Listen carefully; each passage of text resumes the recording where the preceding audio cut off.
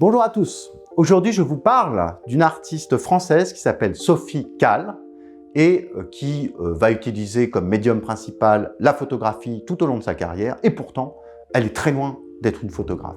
Alors Sophie Calle, c'est quelqu'un qui s'inscrit dans une histoire de l'art, on va dire un peu plus large, qui amène des gens comme dans la suite, on va dire, de Louise Bourgeois, bien entendu, ou de Christian Boltanski, des artistes à s'emparer en fait de leur réalité personnelle, ce qu'on appelle des mythologies individuelles, pour arriver à porter vers l'universel une histoire qui est souvent déchirante, douloureuse, ou en tout cas dans lesquelles ces artistes sont profondément impliqués.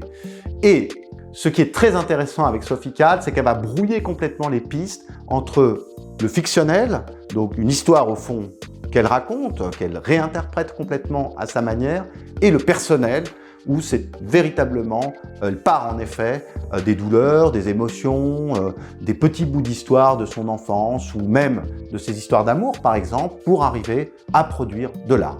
Alors, je vais vous donner quelques exemples comme ça pour vous montrer à quel point elle a ce jeu toujours extrêmement riche avec donc la fiction, la réalité. Elle va par exemple dans un travail, on va dire séminal, un travail qui est à l'origine, qui est un peu à la racine de tout son travail, inviter plus d'une centaine de ce qu'elle appelle les dormeurs à dormir, passer une nuit en fait dans son propre lit, chez elle, où elle va les photographier. Elle pose un appareil photo avec un pied et toutes les 10 minutes, clac, il y a une photo, clac. Alors on voit en effet le dormeur en train de bouger, etc.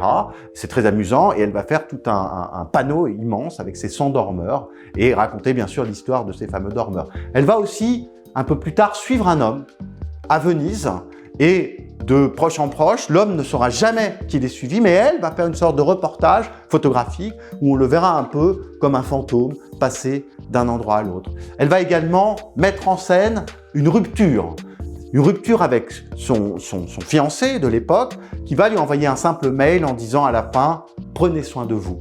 Et ça va être véritablement, on va dire peut-être le travail le plus reconnu de Sophie Calle, celui qui l'a fait connaître parce qu'elle le montre à la BNF, à Paris, elle le montre à la Biennale de Venise. Il est en effet tout à fait représentatif de son travail. Et en fait, elle va faire réinterpréter par plus de 100 femmes. Et cette fois-ci, ce sont des femmes. Alors, on va avoir une comptable, une comédienne, une chanteuse d'opéra, une danseuse indienne, une femme dans le métro qui va textoter, faire des textos avec un peu le langage texto. Chacun, en fait, va réinterpréter la lettre de manière à avoir un travail quasi thérapeutique, au fond, de résolution un petit peu de la douleur de cette séparation, c'est-à-dire qu'elle va prendre en fait au pied de la lettre ce que lui dit son fiancé, prenez soin de vous. Voilà, alors dans ce cours, on verra bien d'autres exemples encore qui montrent à quel point, au fond, l'universel se cache dans le personnel et c'est véritablement l'apport depuis Louise Bourgeois de ces femmes artistes de se confronter en quelque sorte à une réalité parfois radicale, en tout cas toujours passionnante et à nous en faire découvrir la chair artistique. Voilà, bienvenue dans ce cours pour prendre soin de nous.